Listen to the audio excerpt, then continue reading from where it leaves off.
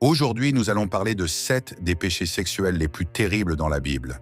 Si vous êtes piégé dans l'un de ces péchés, surmontez-le et sortez de ce péché, car si vous mourrez dedans, vous n'aurez aucune salvation. Ce n'est pas juste une vidéo pour révéler des péchés dans le domaine sexuel, mais pour réfléchir si vous tombez dans ces péchés. Surmontez-les, car ce sont des péchés qui déshonorent votre propre corps. Le premier type de péché dont nous allons parler est l'homosexualité. Je tiens à dire que cette vidéo n'est pas une attaque de haine contre les homosexuels. Si vous êtes dans ce péché, je dois vous dire ce que la Bible dit à ce sujet. Bibliquement parlant, vous péchez, c'est la grande vérité. Quand nous parlons de ce genre de choses, parfois une vidéo peut être supprimée par YouTube. Cette vidéo peut être annulée parce que certaines personnes comprennent que la vidéo est une attaque de haine contre les homosexuels. Mais je répète, nous ne sommes pas ici pour haïr qui que ce soit ou promouvoir la haine contre quiconque, mais pour prêcher la vérité. Nous sommes dans un pays libre et nous pouvons prêcher l'Évangile ici. L'Évangile dit que la parole affirme que cette pratique est pécheresse. Je veux être libre. Que dois-je faire? Existe-t-il un remède pour cela? D'abord, comprenez que ce n'est pas une maladie. D'un point de vue scientifique, il a déjà été prouvé que ce n'est pas une maladie. C'est un comportement. Vous pouvez voir que ce comportement, ce sentiment, ce désir est dû à la pratique homosexuelle. Vous pouvez voir que Jésus libère. Jésus est le remède. Jésus est la liberté. Amen. Venez à Jésus, cherchez et surmontez cela. Renoncez à ce désir, et je suis sûr que le Saint-Esprit vous aidera dans ce processus. Voyons ce que la Bible dit à ce sujet. Il est écrit dans 1 Corinthiens 6, 9 et 10. Je vais prendre la Bible ici, et nous allons voir ce que la parole dit à ce sujet. Ne savez-vous pas que les injustes n'hériteront pas le royaume de Dieu? Ne vous y trompez pas. Ni les impudiques, ni les idolâtres, ni les adultères, ni les hommes qui pratiquent l'homosexualité, ni les voleurs, ni les cupides, ni les ivrognes, ni les outragés, ni les escrocs n'hériteront le royaume de Dieu. Et dans une autre version, dans la version NIV, il est dit que les homosexuels font partie des personnes qui n'hériteront pas le royaume de Dieu s'ils n'abandonnent pas cela. Selon la Bible, c'est un péché. Le deuxième type de péché sexuel terrible est la sensualité, l'exposition du corps.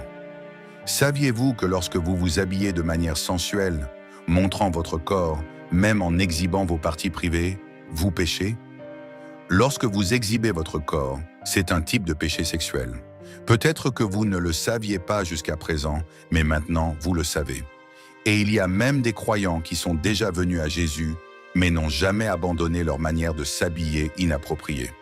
La femme chrétienne et l'homme chrétien doivent s'habiller décemment avec modestie, comme le dit la parole, honorant leur propre corps. Car lorsque vous péchez dans le domaine sexuel, vous vous déshonorez. L'apôtre Paul écrit aux Corinthiens en disant que quiconque pêche contre le temple du Saint-Esprit pêche contre son propre corps. C'est le genre de choses que Dieu déteste, car après tout, il a créé notre corps pour le vivre, pour sa gloire. La parole de Dieu dit que vous mangiez, que vous buviez ou que vous fassiez autre chose, faites tout pour la gloire de Dieu, y compris vous amuser. Comprenez que la convoitise est un péché. Lorsque vous exhibez votre corps comme s'il s'agissait d'un produit, ou vous le mettez en vitrine pour être désiré, pour être convoité, c'est de la convoitise. Voyons ce qui est écrit ici dans Galates 5, 19. « Car les œuvres de la chair sont manifestes, qui sont la fornication, l'impureté, la convoitise. » La convoitise est un péché. Elle fait partie du groupe de péchés dans le domaine sexuel. Si vous vous trouvez dans ce type de péché, cherchez à vous en débarrasser. La parole parle dans Colossiens 3, 5, où la Bible dit que nous devons tuer ce genre de désir dans notre cœur. Lisez-le, c'est bien quand vous aurez fini la vidéo. Ça en vaut la peine, frère. Je crois que la parole va vous parler. Le troisième type est l'adultère. C'est un autre type de péché terrible que certaines personnes commettent. Le fameux adultère, qui est l'acte de sauter la clôture. Non, ma femme est trop ennuyeuse. Laissez-moi aller avec un tel. C'est l'adultère. Et si vous mourrez dans l'adultère, vous descendrez, vous irez à l'abîme sans faire de détour. Vous irez droit au but. C'est un péché qui tue et détruit votre vie. C'est si grave que la parole parle dans Proverbe 6, 32, où la parole dit « Celui qui commet l'adultère manque de sens. Celui qui agit ainsi détruit son âme. » Je connais tant de personnes qui étaient financièrement bien, avec une famille bénie, et soudain, l'ancien fou dit « Je vais sauter la clôture » et un autre adultère. Il entre dans le monde de la femme utilisée, il perd l'argent qu'il avait, il perd l'honneur qu'il avait, et les enfants ne le respectent plus. Personne ne le respecte, car l'adultère met fin à la vie d'une personne. Si vous sautez la clôture, j'ai cette nouvelle pour vous. Sortez de là, car sinon, ce péché vous mènera en enfer. Et ce n'est pas pour cela que Jésus vous a créé. La parole parle déjà dans le Décalogue, dans Exode 24. Tu ne commettras pas d'adultère. Dieu parle depuis l'Ancien Testament. Ne mangez pas ce qui est étranger, ne sautez pas la clôture. Et cette question est sérieuse. Dans le Nouveau Testament, Jésus a été très sérieux à ce sujet. C'est dans Matthieu 5, 27 et 28.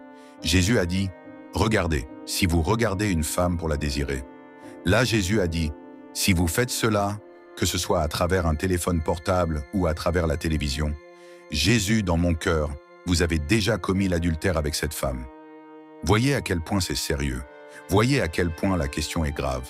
Donc fuyez cela, car c'est un péché sexuel terrible. Le quatrième type est la fornication. Qu'est-ce que la fornication? C'est l'acte sexuel entre deux personnes non mariées. C'est un péché très courant parmi les jeunes. Et malheureusement, cette idée de sexe avant le mariage devient normale. Mais selon la parole, c'est un péché.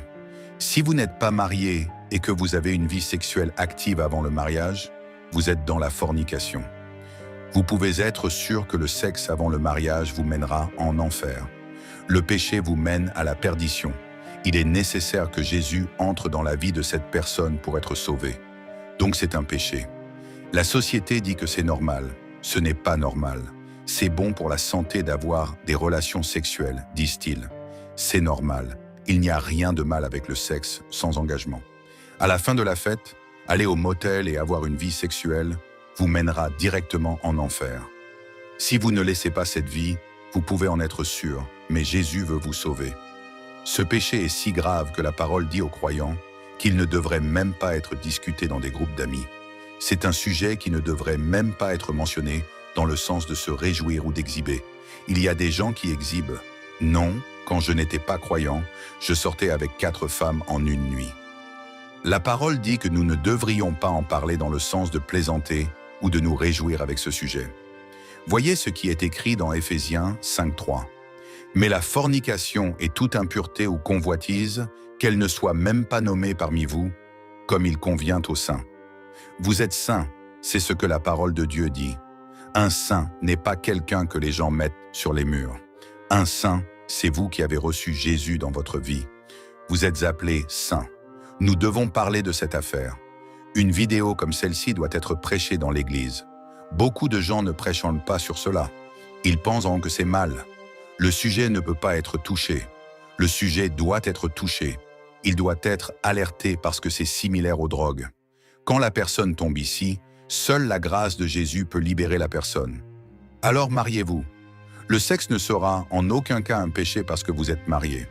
C'est pourquoi la parole dit dans 1 Corinthiens 7, 2, « Mais à cause des fornications, que chaque homme ait sa propre femme, et que chaque femme ait son propre mari. Là, une fois que la famille, le mariage est constitué, vous ne pécherez pas.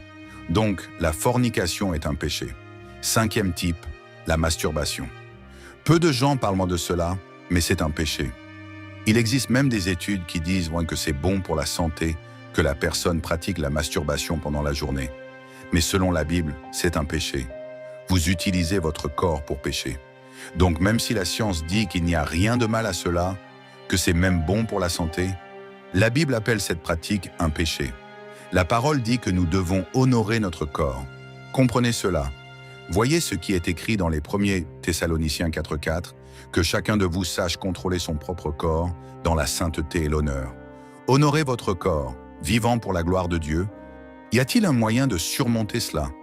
Oui, surmontez-le par la prière.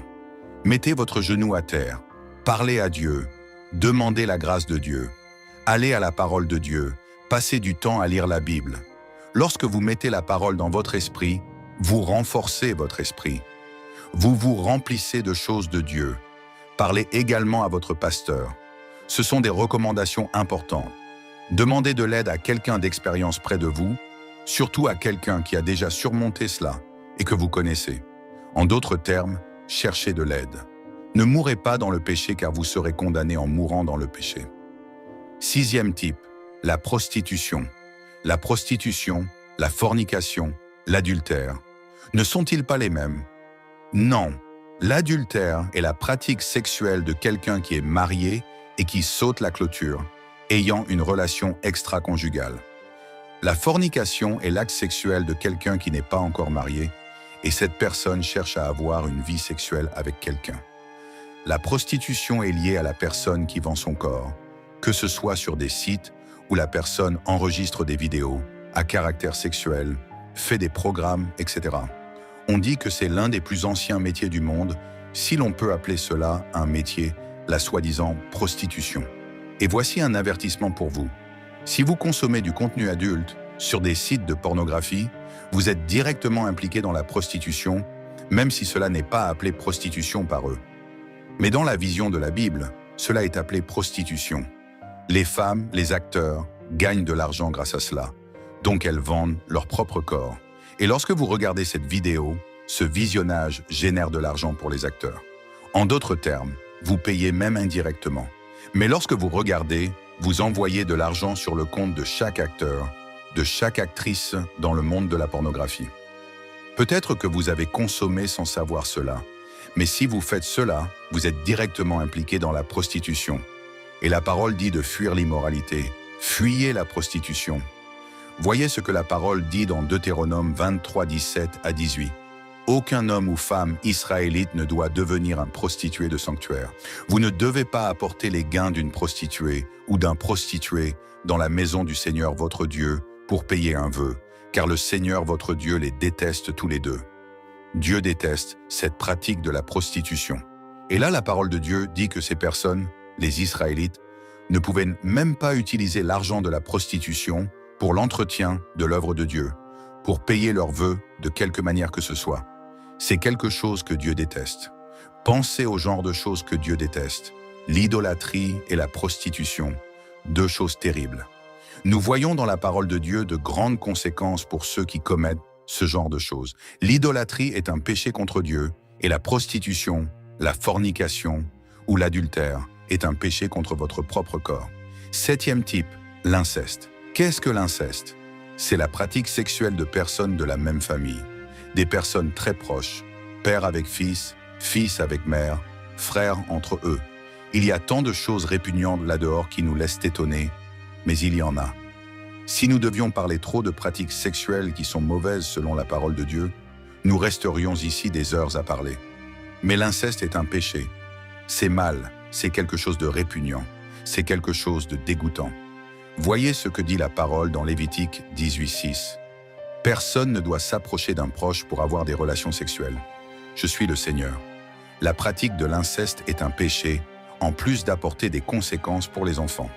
Scientifiquement parlant, les enfants nés d'un acte sexuel incestueux ont beaucoup de chances de naître avec des déficiences parce que ce couple est des membres de la famille très proches. Cela peut même apporter des problèmes pour les futurs enfants de ce couple. Si vous êtes piégé dans l'une de ces pratiques sexuelles, ici dans l'un de ces types de péchés, vous êtes très loin de Dieu. Vous devez surmonter en Christ. Même si vous dites ce qui suit, « Je pense que je ne peux pas. Il semble que je sois né avec cela. C'est plus fort que moi. Depuis que je suis petit, je suis déjà comme ça. » Même si vous dites cela, pour Dieu, rien n'est impossible. La Bible montre que Jésus a le pouvoir. Il est un spécialiste de la transformation des personnes. C'est ça. J'espère que cette parole a pu vous alerter, que vous avez pu apprendre quelque chose de nouveau ici dans cette vidéo.